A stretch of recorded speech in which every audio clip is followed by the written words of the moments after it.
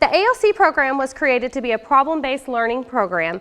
So the instruction that students receive in the program is problem-based learning is one of the components. And I'll go over that a little bit more extensively later in my presentation. Another piece to our program is the volunteer hours. You will be required to do 10 volunteer hours throughout the school year. Those volunteer hours, I'll give you a little bit more details of those components later on, but those volunteer hours are very easy to earn whether you're a stay-at-home mom or you're a working parent. Our other component is our entrance requirements. If you have kindergarten students, and on the sign-in sheet, all my parents here, I see our incoming kindergarten parents. The students, first of all, they must be registered with Jacksonville ISD. Our next registration is April 30th, and then we also have another registration in May 28th, I believe. Is that right, Ms. Alderready? May 28th, you must go to the administration building over by Lon Morris College, and you must register there, your students, before they actually can be officially a part of the ALC program. We'll go ahead and accept your applications tonight, but before we can officially let them into our program, they must be registered in JISD also. Another part that we've added this year to our program is that all incoming kindergarten students will be tested. They will be given a readiness test. This readiness test is just to make sure that they are ready to come into kindergarten, that they're ready to learn. We have sheets to schedule times for the readiness test over here with Hope before you leave this evening. If you have your calendars with you and you want to sign up for a time, I myself will be testing, and we also have a couple of teachers that are helping me out doing those tests also. So those are the main requirements for our entrance for our kindergartners. Now our 1st through 4th graders that are incoming, which we have a few that are coming in because we have a few places available in especially 1st and 3rd grade, those students they'll look at benchmark scores, and they'll go through the entrance process with their benchmark scores, I-stations, and different other scores that the committee will decide on in order to allow those students to come into the program. The ALC programs is based on the standards that all of our teachers teach throughout the district. We are funded by TEA, like every other campus, like every other classroom in Jacksonville ISD. We are funded just like any other public school or charter school in the state of Texas. So our teachers are required to teach the TEKS, just like any other teacher would in the district. And that is one part of the program that you will see that's the same, but there are some differences too. One of the things that's the same also is the testing. I have a lot of parents ask me, oh, if they're in the ALC program, they won't have to take the STAR test, right? That is state mandate. We receive state funding, so we must give the STAR test. So our students that are 3rd grade and up will be given the STAR test. They're required to take the STAR test. So any of our students anywhere in the district will be taking the STAR test once they reach the 3rd grade and beyond. So your question is, then how is ALC different? They're taught the same standards and they have to take the same test. Well, ALC is a little bit different in how we teach those standards. Some of the ways that our teachers teach are very similar to the other classrooms, but those standards are put through an application process also. The problem-based learning approach is that you give the students real-world experiences through projects that they create based on those TEKS. Those projects teach our students 21st century skills like creativity, collaboration, media literacy, technology literacy.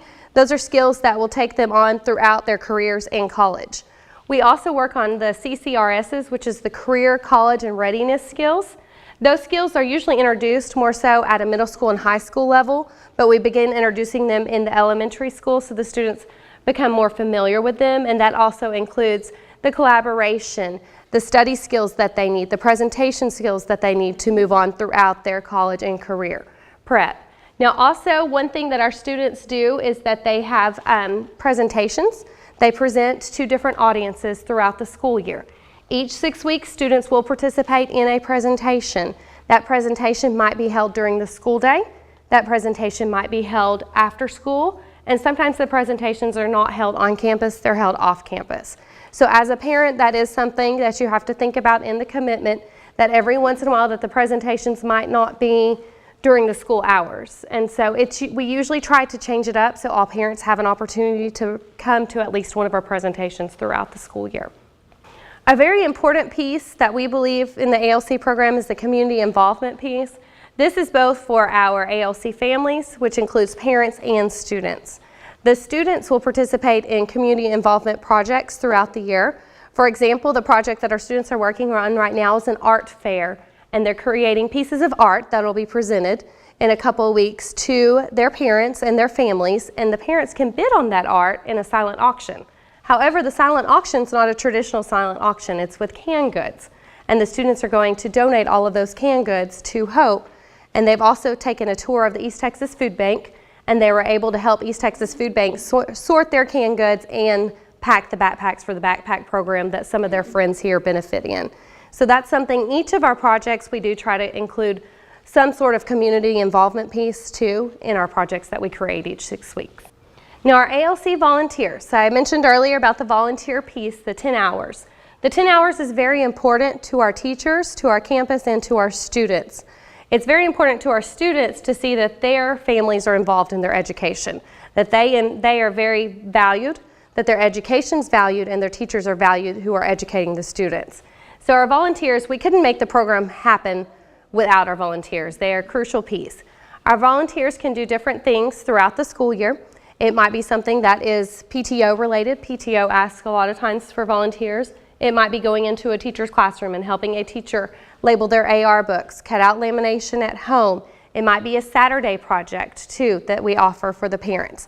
But without our volunteers, we would not be able to proceed with the program like we have this year. The biggest question is, how do I volunteer? Volunteer hours, I schedule those. You cannot just show up, and the only reasoning behind that is we love to have all of you here, but if I have one particular thing to do for the day and I have 15 parents here to do that one thing, then it gets a little overwhelming sometimes. So I do ask that, and I'll send you all my information at the beginning of the school year too, but if you would like to volunteer, you can either email me or call me and I'll schedule a day or a time to come up to do items, or I have a box of items that I send home with students. I'll pull something out and send it home in a student's backpack too if you need something at home. Usually I communicate with parents too when different things come up. We have different forms of communication that I'll go over with later when we need big groups of volunteers to help us out. Our community service projects, this is something new that I added to the ALC this year, and we've been very successful with it. I challenge parents this year as a family to help create an ALC community service project. One of our big projects was this fall. It was the Jacksonville community-wide cleanup. We had several families that met together over at the Tomato Bowl and helped the litter ladies pick up the local parks and school playgrounds. And they have also continued on doing that once a month with their families. So that taught the families a valuable lesson of working together and helping create a better community together. And so you also do earn volunteer hours by creating those projects if they're approved by myself and Ms. Alda Reddy, and participating in those community service projects also. All right, the big question, what do I get for working? How many hours do I get for each activity? Well, it really depends on what you're doing, obviously. Most of the time it's an hour for hour credit. So if you work 1 hour, you get an hour credit. Now some of our activities I leave up to the teachers, whatever they might have to send home, then they can decide what the hours are worth. It may not be the exact amount, but it's up to the teachers of how long they think it should take to do a certain activity. We also accept supplies certain times of year. Now we do limit the supplies, and you will get a handbook at the beginning of the school year next year to designate your specific hours. But supplies, we usually limit 2 hours per semester. You usually get 30 minutes per item when you donate supplies that the teachers ask for or request and they're in need of. What can I do to volunteer? These are just a list of few activities that we can do. We have different activities that come out through the year. Shelving books in the library, and our enrichment teacher loves to have helpers when she has pre-K and kindergarten for art a lot of times. Our computer teacher loves to have extra helpers when she has pre-K and kinder, and sometimes the first graders, depending on what they're doing. We have items that need to be sent home to be cut out. Car rider time, we always could use extra hands helping loading students in the cars, regulating the students to make sure they're where they need to be during pickup and drop off. At lunch, we need help with pre-K, kindergarten, first grade, opening catch-up packets, just helping in the cafeteria if you dare to do that some days. The PTO events, that's always the fun one. The PTO events, PTO will always send us, they have a liaison with the PTO that sends us a list of things that they need help with. It might be the Fall Carnival, which is on a Saturday, and that's a great time to get extra hours on a Saturday, especially if you're a working parent. They do movie night. They have different activities in the evenings that they try to do every few months, And so those are all activities that you can earn hours for also. Staying involved, we have several different ways that we try to communicate with our parents. We always have an open line of communication. And the first way that we always send out notes in Tuesday folders. Those of you that have new students to the district, every Tuesday they'll receive a folder. We always send home a note. Our 4th grade students have done a fantastic job this year in Ms. Johnson's class that they actually write a newsletter for us and send it home to parents also once a 6 weeks. Is that what we're doing, Ms. Johnston?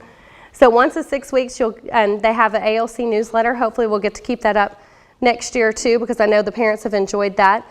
I also have a text message email system that's called Remind 101 that I can send out a mass text or a mass email to parents to remind them of events coming up, or if I need help, I can send out a text, hey, if you can help me, email me and let me know. And so those are ways that we are always in constant communication. As far as the presentations go, we always try to send out a save the date first, so that way our working parents can make plans and arrangements if they need to take off work for presentation day. And then later on we'll send out the details, but we always try to give enough time so our parents have time to make plans and arrangements to be here on presentation days. And I love this statement that education is not preparation for life, education is life itself, by John Dewey. That's one thing that our students are very hands-on learners in the ALC program, that they learn by doing. Not all of their projects are perfect, but they also get to go back and reflect on how they can make them better. And that is one thing that our students get to learn, is they learn from their mistakes and how to improve on their mistakes. Throughout the year next year, as you have incoming students, I will hold parent meetings to explain more of the project-based learning approach and what your students are doing in the classroom. I usually try to have a meeting about once a 6 weeks throughout the school year.